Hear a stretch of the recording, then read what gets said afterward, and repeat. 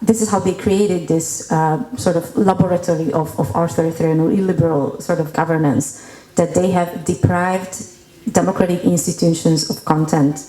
They systematically took over, changed, eliminated practically all the democratic institutions that could somewhat restrict the executive power.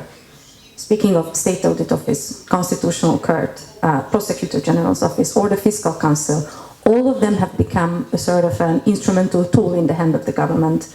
All of them are sort of mostly making decisions that are favorable of the government. The Constitutional Court, after it has been changed, the composition and the regulation that deals with the Constitutional Court itself, more than 77% of the decisions that were made by the Constitutional Court were favorable for the government when it comes to politically or politically sensitive questions or systemic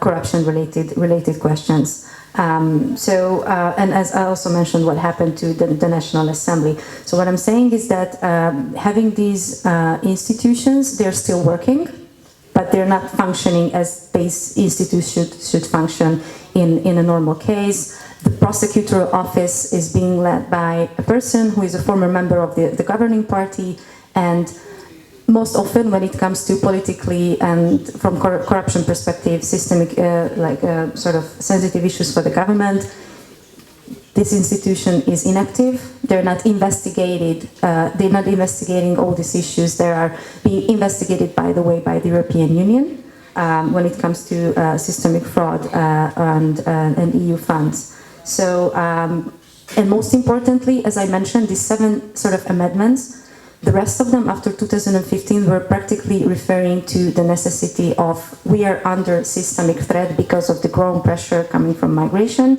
So this is the pretext that is being used, and this is also the pretext that is being used on the European level. So when it comes to Article 7 procedural hearing with regards to Hungary, the Hungarian government keeps repeating that we are under criticism from the Western European countries, not because there is a rule of law issue in the country, but because we do not agree with the migration policy of the European Union, which is a factual baseline.